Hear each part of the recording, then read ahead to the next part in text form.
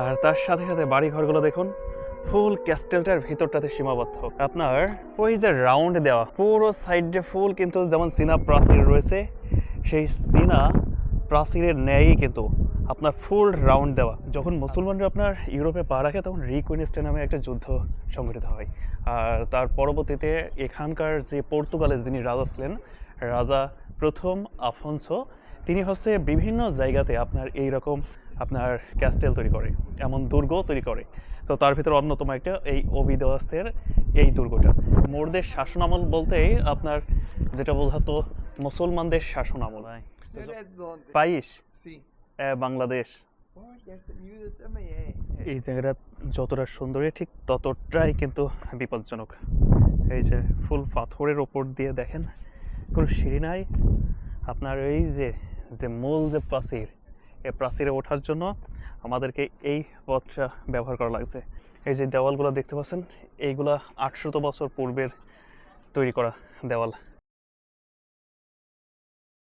Quero passear. Sim, quero passear tá lá em cima. Sim, senhor. Castelo. Sim, senhor. Então, vai por aqui.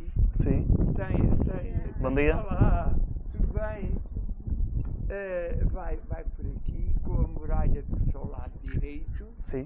e daqui a 5 minutos está na porta principal do castelo. Ok. O senhor é de onde? País Sim. é Bangladesh. Olha, esta miúda também é. Ela também. Também.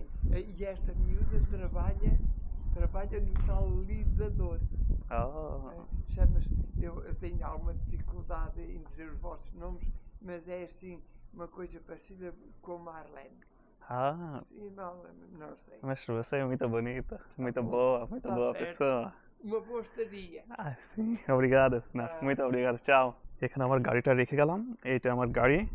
তো দেখেন যে রাস্তা কিন্তু একদম সরু একটা রাস্তা। তো আমি যখন প্রথম গাড়ি পার্কিং করব তো গাড়ি বের করছি, মানে এই সাইডে নিয়ে আসতেছি। এই যে এই রাস্তা দিয়ে বের হলাম গাড়িটা। তো একেবারে সরু রাস্তা, মানে আমি কোথায় পার্কিং করব এইটা মানে আমি বুঝে পারছি না যে কোথায় পার্কিং করব।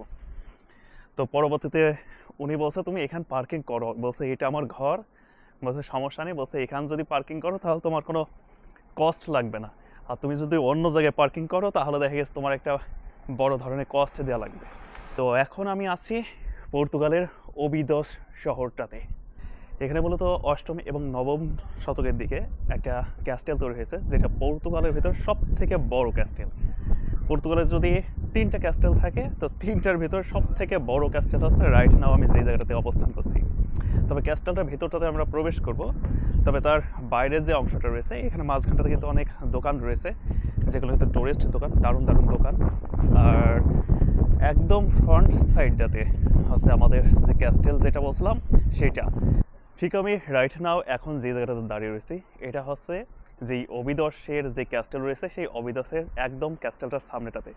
এখানে একটা দরজা রয়েছে ভিআইপি গেস্টদের জন্য, যেটা সাদা দরজাটা, আর একটা দরজা রয়েছে এই সাইডটাতে, সেটা হচ্ছে এখন বর্তমানে হোটেল অবস্থায় করে রেখেছে।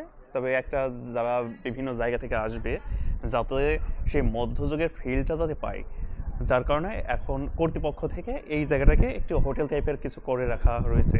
ফুল মধ্যযুগের একটা ফিল এখান থেকে পাওয়া যাবে। তবে রাইট নাও আমরা ভিতরটাতে প্রবেশ করলাম, এখন আমরা একদম ভিতরটাতে। আমরা ক্যাস্টেলের একদম ওপরটাতে যাব।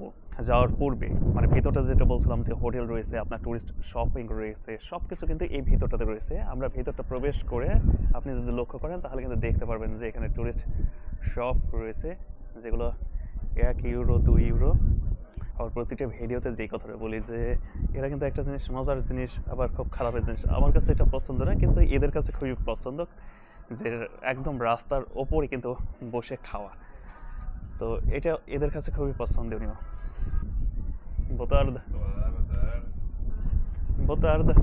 বিষয়টা এমন হয়েছে যে কোনো কিছু যদি আমার কাছে খেতেও মন চায় তাও কিন্তু আমি সেটা খেতে পারবো না, কেননা রোজার মাস, এখন পর্যন্ত রোজায় আছি। তো ওই জায়গা থেকে বুঝতে পারছেন যে যদি আমার কোনো কিছু খেতে মনও চায় তাহলে ইচ্ছা করলে কিন্তু খাওয়ার ওয়ে না। আমি এখন যে রাস্তা দিয়ে হাঁটতেছি আপনি জাস্ট একবার ইমাজিন করুন যে আপনি এখন সেই মধ্যযুগে সেই রাস্তা দিয়ে হাঁটতেছেন। কেননা আপনি যখন এই রাস্তা দিয়ে হাঁটবেন তখন কিন্তু আপনার কাছে এমনটাই ফিল হবে যে আপনি কোনো মধ্যযুগের রাস্তা দিয়ে হাঁটতেছেন। কেননা মোরদের শাসন আমল, সেই সময় মোরদের শাসন আমল বলতেই আপনার যেটা বোঝাতো মুসলমানদের শাসন আমল। যখন মুসলমানরা আপনার ইউরোপে পা রাখে তখন রিকুইনেস্টে নামে একটা যুদ্ধ সংঘটিত হয়। আর তার পরবর্তীতে এখানকার যে পর্তুগালের যিনি রাজা ছিলেন, রাজা প্রথম আফনসো, তিনি হচ্ছে বিভিন্ন জায়গাতে আপনার এই রকম আপনার ক্যাস্টেল তৈরি করে, এমন দুর্গ তৈরি করে। তো তার ভিতরে অন্যতম একটা এই ওবিদোয়াসের এই দুর্গটা। তবে আমি গত পরশুদিনকে আপনাদেরকে একটা দুর্গ দেখাচ্ছি যেটি আমার এলাকায় তুরুস নভাতে, সেখানেও কিন্তু এই আফনসোই তৈরি করে। এটা হচ্ছে 1937 সালে নির্মিত একটা চার্চ, খ্রিস্টানদের মূলত ব্যবহৃত জায়গা। যেমন আমাদের মসজিদ রয়েছে, ঠিক তাদের গির্জা, যেটা হচ্ছে আপনার মধ্যযুগের পরবর্তী সময়টাতে যখন ফুল আওতাধীনে হয়ে যায়, খ্রিস্টানদের আওতাধীনে, ঠিক তখনকার পথ জোগাড় eu quero jogar não como chama você Vasco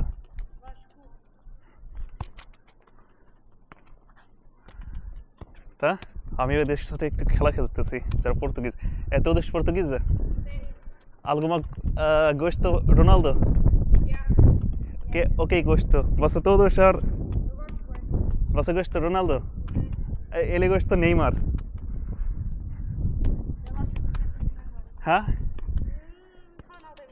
tu gosta Ronaldo não Messi hã oh tá muito bem obrigado muito obrigado 1737 সালে নির্মিত চার্চ, যেটা খ্রিস্টানদের গির্জা।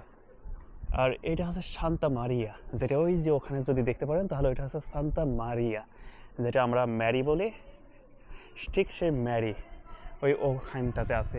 তো এটা মূলত বন্ধ, এখন ভেতরটাতে প্রবেশ করা যাবে না। তবে চলুন ছুঁয়ে দেখি।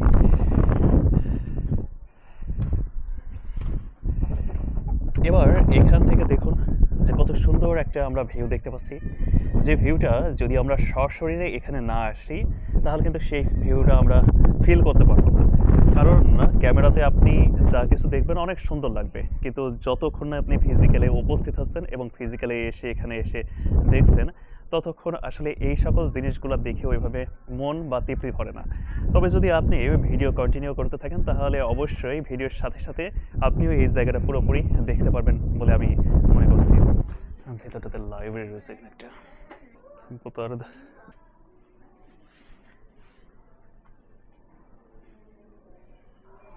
এই জায়গাটা যতটা সুন্দরী ঠিক ততটাই কিন্তু বিপজ্জনক। এই যে ফুল পাথরের ওপর দিয়ে দেখেন কোনো সিঁড়ি নাই। আপনার এই যে যে মূল যে প্রাচীর, এই প্রাচীরে ওঠার জন্য আমাদেরকে এই পথটা ব্যবহার করা লাগছে। তো আমার জন্য খুব একটা কঠিন না, কিন্তু যারা মহিলারা আছে তাদের জন্য অনেকটাই কঠিন। এই জায়গাটাতে কিছু সিঁড়ি দেওয়া আছে। এবার এখান থেকে আপনি ভিউ দেখেন, ও মাই গড, আনবিলিভেবল একটা ভিউ দেখতে পাচ্ছেন আপনারা। আমি যে ক্যাস্টেলটার কথা বলছিলাম, যে ক্যাস্টেলটা মূলত আজকে দেখতে এসেছি, তো এই ক্যাস্টেলের একদম উপরটাতে রাইট নাও আমি আছি। এবার এখান থেকে আমার পিছনেরটা দেখে পুরো শহরটাকে আপনি এখান থেকে দেখতে পাচ্ছেন, আর তার সাথে সাথে বাড়ি ঘরগুলো দেখুন ফুল ক্যাস্টেলটার ভিতরটাতে সীমাবদ্ধ। আপনার ওই যে রাউন্ড দেওয়া পুরো সাইডে ফুল, কিন্তু যেমন চীনা প্রাচীর রয়েছে সেই চীনা প্রাচীরের ন্যায়ই কিন্তু আপনার ফুল রাউন্ড দেওয়া, আর তার মাঝখানটাতে আপনার পুরো এক টুকরো স্বর্গীয় শহর এই জায়গাটাতে স্থাপন করা হয়েছে। আপনি জাস্ট এবার ইমাজিন করুন যে কেন এই ক্যাস্টেলটাকে সব থেকে পর্তুগালের বড় ক্যাস্টেল বলা হয়। কেননা আপনি ইতিমধ্যে আমি কিন্তু অনেকগুলো ক্যাস্টেল দেখিয়ে দিয়েছি, সেই সকল ক্যাস্টেলে কিন্তু কোনো ঘর বাড়ি নাই ভেতরটাতে, কিন্তু এই ক্যাস্টেলটা দেখুন যে কত বড় সীমানা নিয়ে যে তৈরি হয়েছে, সেটা আপনি যদি লক্ষ্য করেন তাহলে দেখতে পারেন পুরো সাইডটা যত দূর চোখ যাচ্ছে তত দূর আপনার ক্যাস্টেলের প্রাচীর। আবার আমার এই সামনেরটাতেও চলে গেছে। আর সব থেকে আরেকটা মজার ব্যাপার দেখুন যে এই ক্যাস্টেলের সাথে ছোট ছোট লাইট দেওয়া রয়েছে, যেটা রাত্রের বেলায় জ্বললে পরে কত সুন্দর লাগবে একটুখানি কল্পনা করুন। এই যে দেওয়ালগুলো দেখতে পাচ্ছেন, এইগুলা 800 বছর পূর্বের তৈরি করা দেওয়াল। তো সেই জায়গা থেকে আপনি মানে এটা মিস করা উচিত না। যারা লিসবনের এরিয়াতে থাকে তাদের জন্য আসা এই জায়গাতে উচিত বলে আমি মনে করি। যে মুসলিম আমলের পর্তুগালে খুবই অল্প জিনিস রয়েছে, যেগুলো মনে করেন যে অধিকাংশ জিনিসই ধ্বংস হয়ে গেছে বা তারা নষ্ট করে ফেলেছে। ওই জায়গা থেকে মনে করেন যে এই জায়গাতে এখন পর্যন্ত সেই মৌর্যদের শাসন আমলের একটা প্রাসাদ এই জায়গাতে আসলে পর আপনি দেখতে পারবেন খুব সহজভাবে।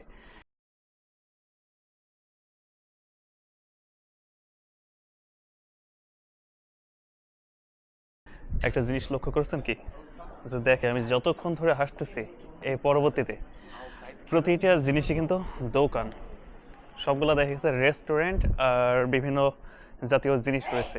তো বেশিরভাগই দেখা গেছে আপনার সবগুলো বেশিরভাগই রেস্টুরেন্ট রয়েছে, আর মাঝে মাঝে কিছু হোটেলও রয়েছে যারা বিভিন্ন জায়গা থেকে আসছে তাদের জন্য এখানে থাকার ব্যবস্থা রয়েছে। তো বন্ধুরা, ভিডিও দেখতে দেখতে একদম ভিডিও শেষ পর্যায়ে চলে এসেছি। আজকের এই ভিডিও আপনার কাছে কেমন লাগছে অবশ্যই কমেন্ট করে জানিয়ে দিন। যদি ভিডিও ভালো লাগে তবে অবশ্যই একটা লাইক দিয়ে দিন। আর আপনি যদি এই চ্যানেলের নতুন দর্শক হয়ে থাকেন তবে অবশ্যই চ্যানেলটিকে সাবস্ক্রাইব করুন এবং পাশে থাকা বেল আইকন বাজিয়ে রাখুন। ধন্যবাদ এতক্ষণ ভিডিওর সাথে থাকার জন্য।